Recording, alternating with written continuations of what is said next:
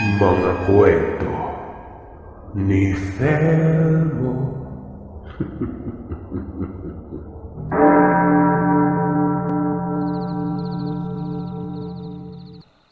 Ako po si Monica, tubong Camarines Sur. Maswerteng nakapangasawa ng businessman at binayayaan ng masaya at kompletong pamilya. Taong 1993, kung saan hindi pa uso ang mga makabagong teknolohiya at mga gadget. Tanging mga pisikal na laro lamang ang kinahiligan ng mga bata noon. At sadyang simple lamang ang buhay. Isang gabi ay nagkayayaan kami ng aking mga kapitbahay na sina Hana, Bimbim, Shali at Nonoy na maglaro ng tagu-taguan habang nagpapalipas ng oras sa may kakahuyan. Maaga pa naman noon at hindi pa kami hinahanap ng aming mga magulang kaya naisipan na naming maglaro. Hindi nagtagal, may lumabas sa may kakahuyang isang batang babaeng nagngangalang Danica. Mas bata siya sa akin at sa palagay ko ay nasa edad 10 taong gulang lamang siya noon. Mahaba ang kanyang mga biyas at mukha naman siyang mabait at palakaibigan. Nabanggit niya sa amin na naninirahan siya malapit sa gulod at wala siyang masyadong kalaro doon. Kaya natuwa siya nang marinig niya ang mga boses namin na nagsisipaghalakhak at masasayang magkakaibigan. "Pwede ba akong sumali sa inyong tagu-taguan?" tanong niya. "O sige, pero ikaw yung taya," sabi naman ni Nonoy. Sumang-ayon naman kami pati na rin si Danica. Makalipas ang ilang sandali ay nagtakip na siya ng mga mata sa may katawan ng puno. Samantalang kami naman ay naghahanap na mapagtataguan sa mahabang kakahuyan. Tagu-taguan, maliwanag ang buwan. Pagbilang kong 10, nakatago na kayo. Matapos na magsalita ni Danica ay nag-umpisa na siyang maghanap sa amin. Kitang-kita naman namin siya ni Shali dahil malapit lamang ang kinaroroonan namin kaso mahirap niya kaming makita noon dahil nagtatago kami sa talahiban na napupuno ng mga punong kahoy. Manaka-naka kaming naglalakad ni Shali at maingat kaming hindi makaapak ng anumang kahoy na pwedeng lumikha ng anumang ingay. Napansin naming lumiko si Danica sa bahaging kanan kung saan may mayabong na puno ng mangga. Hindi na namin maaninag kung anong ginagawa niya pero narinig naming gumalaw ang mga halaman doon. Wala kaming marinig na kasamahan at matagal kaming nagmatsyag at nakiramdam sa paligid. Hindi pa natatagalan. Biglang lumitaw sa kaliwang bahagi sina Nonoy at Hana. Tumakbo sila palayo. Nagtago sa halamanan. Rinig na rinig namin ang kanilang mga yapak. Nagkatinginan kami ni Shali. Mukhang nawawala si Bimbim at malamang ay nahuli na siya ni Danica. Nag-abang pa kami ng ilang minuto nang biglang may makarinig kami ni Shali. Nang malalakas na sigaw buhat sa tinig ni Bimbim. Napahagikik kami dahil nakaligtas kami na mahuli ni Danica. Pero habang tumatagal, naiiba ang tinig ng mga sigaw ni Bimbim noon. Parang pinupunit ang boses niya. Mukha siyang binabalata ng buhay. Bahagyang nanlamig ako at kinilabutan noon. Umangat ang buhok ko sa batok at hindi ko maipaliwanag ang matinding kabang dumadagundong sa dibdib ko. "Shali, anong nangyari kay Bimbim? Bakit parang nakakatakot ang boses niya?" "Unik, hindi ko rin alam pero huwag tayong aalis dito. Dahil nakakasigurado akong kapag nakita tayo ni Danica, katapusan na natin. Tayo ang matataya." Pinilit-pilit ako ni Shali na manatili sa pinagtataguan namin noon. Sinunod ko siya at yumukod kami sa isang tabi. Nakarinig kami ng mga gumagalaw na halaman at kinakabahan kami kung sino man ang lalabas doong tao. Ilang sandali pa ay may sumisitsit sa likuran namin. Paglingon namin ni Shali ay nakita namin si Hana nun. Hana, anong ginagawa mo dito? Nasaan si Nonoy? Bakit hindi kayo magkasama? Tanong ko. Ayon naman sa kanya, hindi niya umano alam dahil humiwalay ito sa kanya. May dala siyang sibat. At ang sabi niya ay may masama daw siyang nararamdaman doon sa kalaro namin. At pakiramdam niya ay may hindi magandang nangyari kay Bimbim kaya hinanap niya si Danica noon. Hindi kami nakapagsalita ni Shali. Bagkos ay nagkatinginan na lamang kami. Hindi naman lingid sa kaalaman naming anak ng albularyo si Nonoy at malakas ang pakiramdam niya sa masasamang elemento, gayon din sa mga hindi pangkaraniwang nilalang sa paligid niya.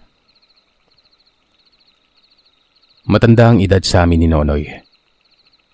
Sanay na siya sa mga hindi maipaliwanag na nilalang na nakakaengkwentro niya at ng kanyang amang albularyo. Kung kinukutuban man si Nonoy ukol sa katauhan ni Danica, mukhang hindi siya nagkakamali sa kanyang hinala. Kahit kailan ay hindi nagkakamali si Nonoy. Isa yon sa espesyal niyang katangian, kaya naman naisip namin na meron siyang third eye. Inabangan namin si Nonoy at naghintay kami sa lugar na pinagtataguan namin. Makalipas ang ilang sandali ay lumabas si Danica. At ganoon na lang ang ikinalaki ng aming mga mata.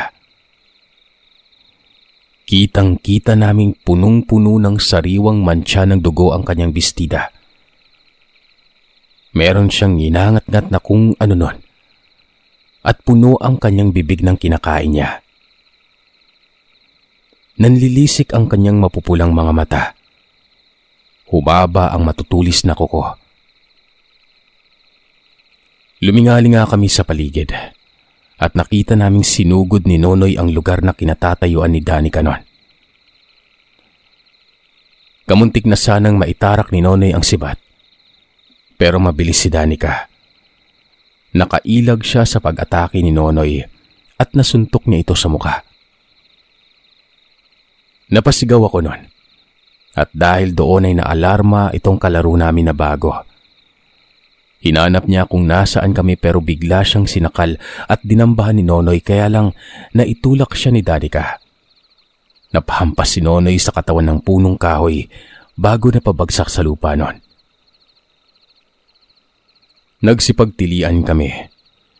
Binalak naming tulungan si Nonoy pero may humablot sa amin noon. Laking gulat namin na matagpuan si Mang Filemon, tatay ni Nonoy. Ayon sa kanya, wag na wag umano kaming lalabas.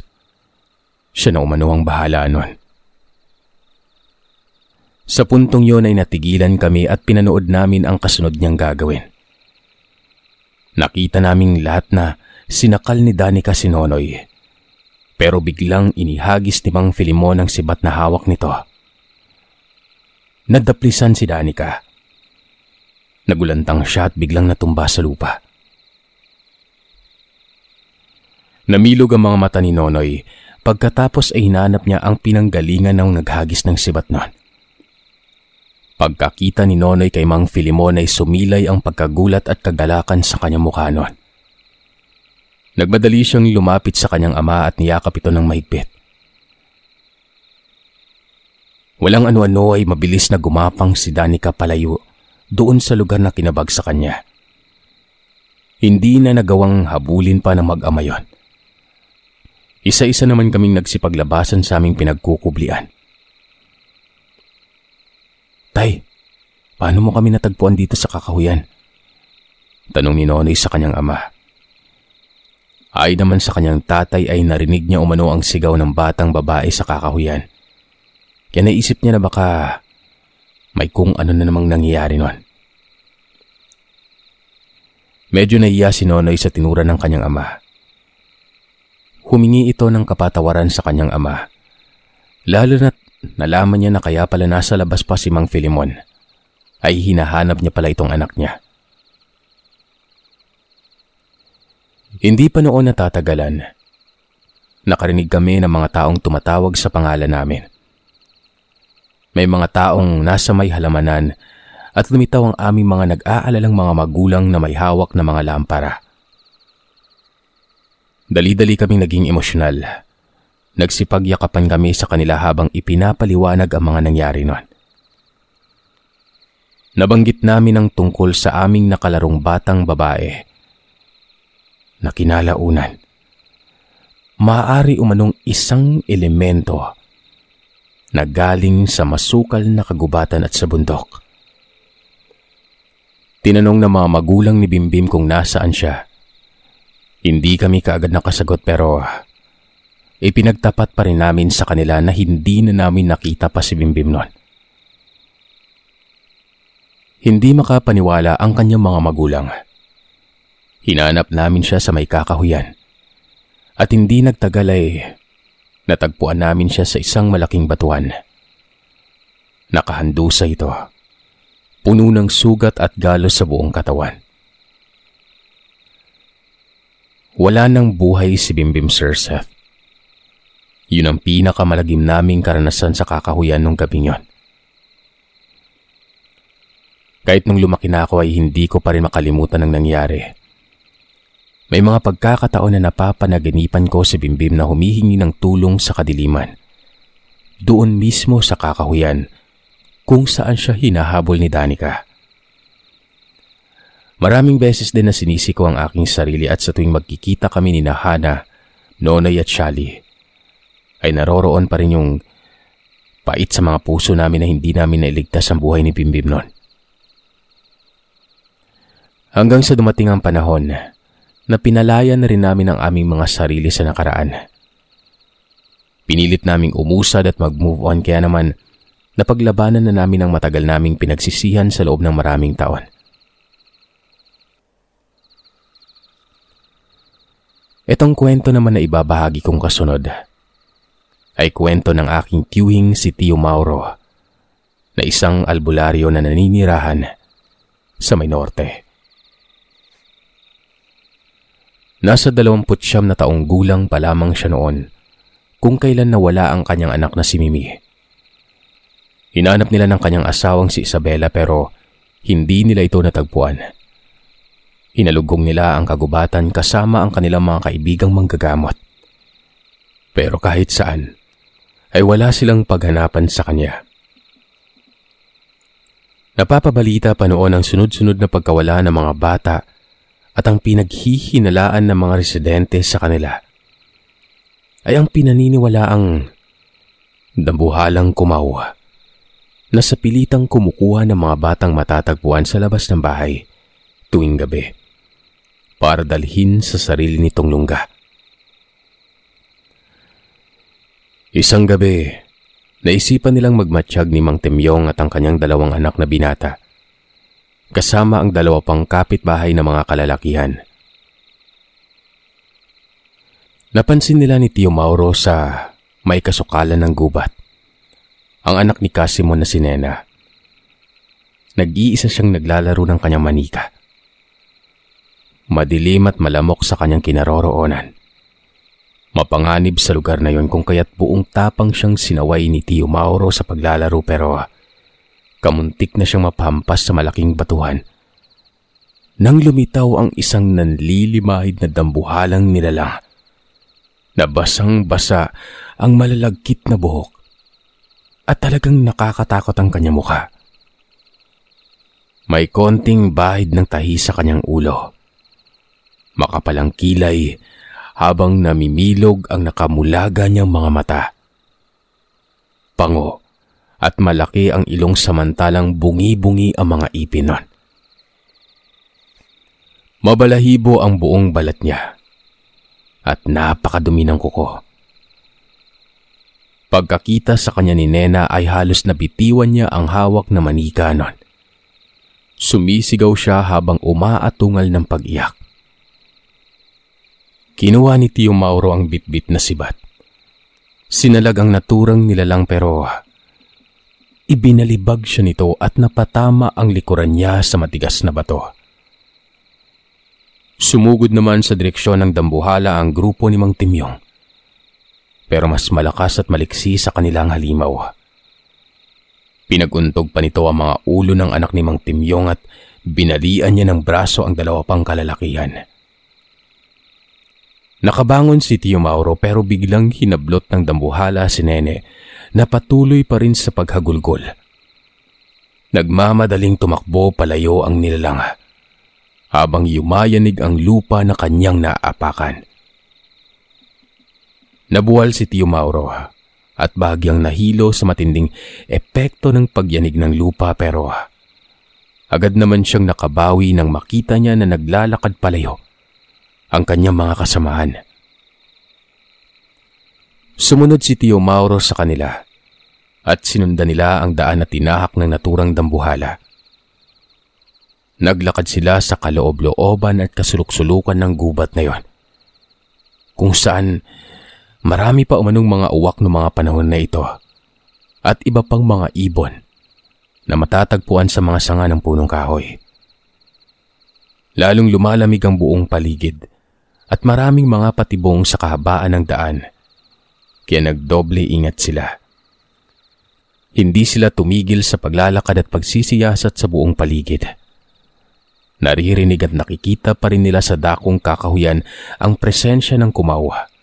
Bitbit ang umiiyak na batang babae.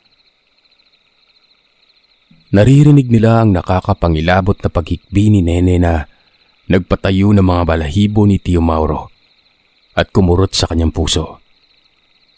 Sumagi sa isip niya si Mimi at malakas ang kutob niya na naging biktima na rin siya ng kumawa. Kaya ninais ni Tio Mauro na alamin kung saan ang lungga nito para doon na mismo hanapin ang kanyang nawawalang anak. Pumasok sa isang madilim na bahagi ang kumawa. Sumunod sila at napansin nilang makipot ang daan. Medyo madulas ang pababang daan patungo sa may kakahuyan. Nadapa ng makailang beses sa mga anak ni Mang Timyong. Naging marungis ang kanilang mga kasuotan. Pinagpag ng mga binata ang kanilang pantalon at naobserbahan nila ang natatanaw na maliit na kubo sa tabi ng malaking puno ng mangga na hitik sa bunga. Nagkatinginan sina Tio Mauro at Mang Timyong at manaka-naka silang nagtungo sa madilim na kubo na yon. Mabuti na lamang at maliwanag noon ang buwan. Maingat silang sumilip sa maalikabok na bintana at nasaksiyan nila ang dambuhalang kumawa na pasipol-sipol habang ibinagsak sa sahig si Mimi. Umiiyak sa tabi ng mga bangkay ng mga batang wala ng mga mata. Putol-putol ang mga nagdurugong kuko. Patuloy na naaaliw ang nilalang na sumisipol-sipol habang napakalakas ng pag-iyak ni Nene nun. Nagtungo siya sa isang sulok at kinuha niya ang isang bangkay ng batang babae. Namumutla. Nagkukulay lila ang buong katawan. Nagimbal si Tio Mauro sa kanyang mga nasaksihan. Totoo nga pala ang kwento at bulong-bulungan ukol sa kumawa. Pumapatay siya ng mga bata sa pamamagitan ng pagpuputol ng kanilang mga kuko hanggang sa magdurugo at mauwi sa kamatayan. Napagmasdan niya na dilat ang bilugang itim na mga mata ng bangkay. Kumuha ng matalas na patalim ang naturang nilalang at dinukot niya ang mata ng batang babae. Hindi man kapani-paniwala pero nakakapandiring pagmasdan at halos bumaliktad ang sikmura ng isa sa anak ni Mang Timyong habang pinapanood ang pagtatanggal ng kumaw sa mga mata ng bangkay na yon. Sumambulat ang sariwang dugo sa mukha ng kumaw at lalo pa siyang nagalak. Nagawa pa niyang tikman ang dugo bago siya tumayo at kumuha ng malaking garapon. At doon nilagay ang mga mata ng batang babaeng yon. Sa kanya ito, inilagay sa mataas na istante. Pagkatapos noon ay nagtungo pa siya sa isang silid at doon na siya natagalan. Sa pagkakataong yon ay nakabuo sila ng delikadong idea. Sinubukan nilang pumasok sa loob ng bahay para itakas ang kung sino mang mga batang buhay pa doon. Nilakasan na lamang nila ang loob at maingat na iniangat ang mga paa habang nag-uumpisang pumasok sa loob ng bahay na yon. Gawa sa kawayan ng pintuan, kaya hindi sila nahirapang makapasok.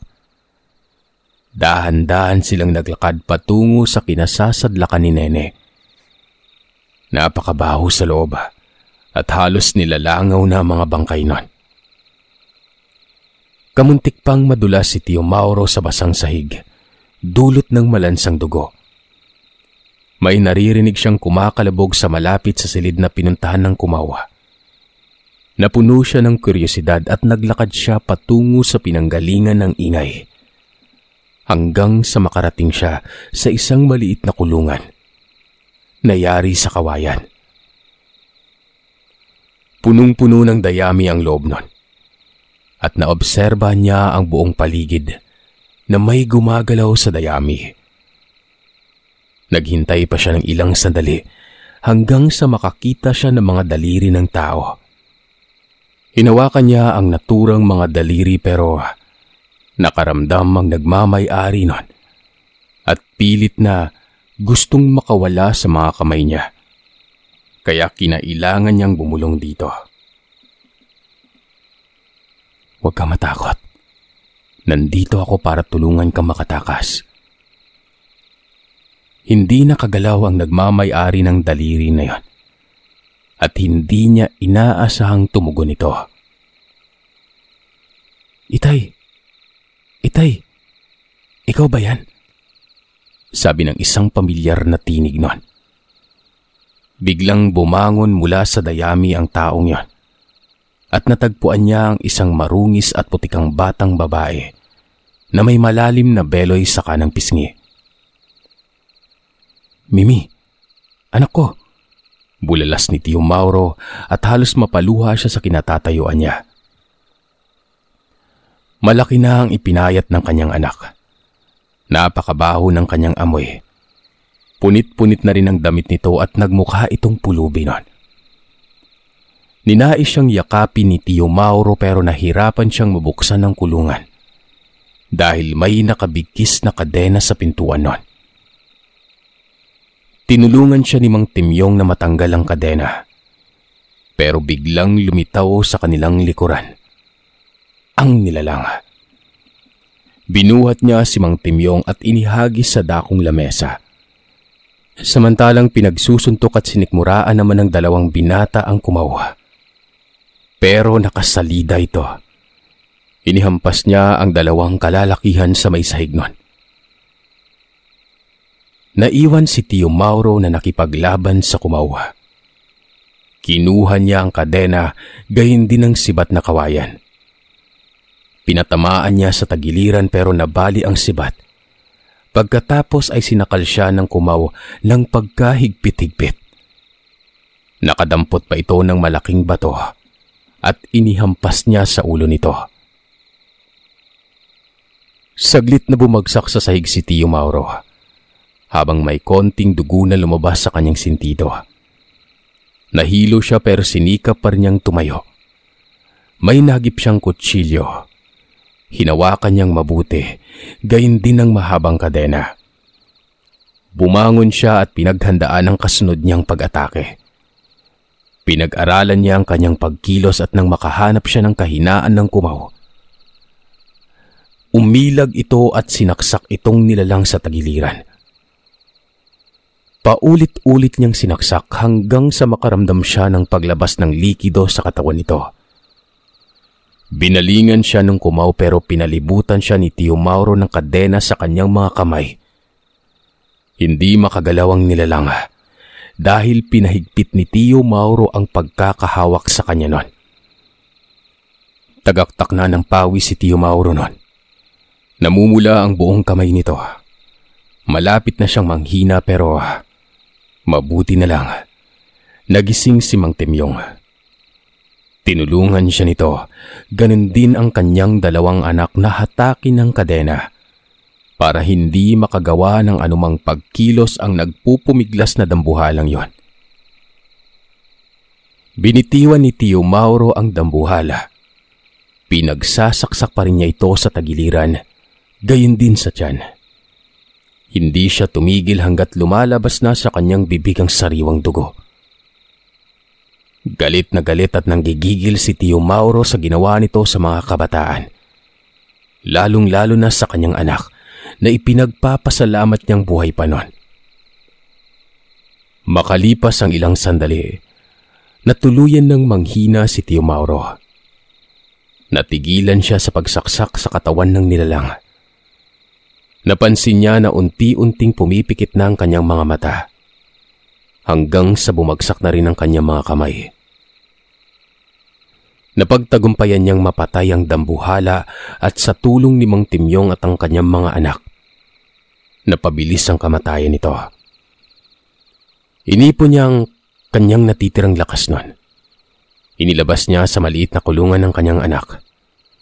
Saka ito niyakap ng mahigpit. Anak, patawarin mo ako. Ngayon lang ako nakarating para iligtas ka. Hindi na ito mauulit pa. Pananatilihin kitang ligtas sa anumang kapahamakan. Humingi naman ng salamat itong anak niya. Nakita ni Tio Mauro ang mga butil-butil na luha sa mga mata ni Miminon. Kita niya ang pag-asa at matinding pag-asam sa kanyang mga mata habang niyayakap niya ng mahigpit ang anak. Hindi nagtagal ay isinama nila si Nena palabas ng bahay. Kinarga siya ni Raul na isa sa anak ni Mang Timyong. Nagmadali silang tumakas sa kaloob-looban ng kakahuyan na yon. Natagalan sila bago nakalabas sa kaibuturan ng kagubatan. Nang makarating sila sa kanilang bayan, ay sinalubong sila ng mga residente na may tangan na mga armas at sulo. Tinanong sila nun kung ano ang nangyari at kung natagpuan ba yung mga bata. Ikinuwento naman nila ni Tio Mauro ang nangyari nun. Agad namang nasilayan ni Casimon ang kanyang anak kaya mabilis siyang ibinigay ni Mang Timyong. Sa puntong yon ay naisipang magtungo ng mga residente sa kaibuturan ng kagubatan. Dinala ni Tio Mauro si Mimi sa kanyang asawang nangungulila. At pagkakita niya sa anak nila, ay ganoon na lang ang kanyang pag-iyak sa tuwa. Matagal bago nakabawi ang kanyang asawa at nang mapansin ni Tio Mauro na nililinisan ng asawa niya ang katawan si Mimi, naisipan niya na sumama sa mga residente. Sumunod siya sa kanila gamit ang isang malaking sulo. Gayun din si Mang Timyong at ang mga anak nito na hindi na iniinda ang pagod at galos na inabot sa dambuhalang halimaw. Pagkarating nila sa naturang maliit na kubo, ay nakita ng mga residente ang timbong-timbong na mga bangkay ng mga bata.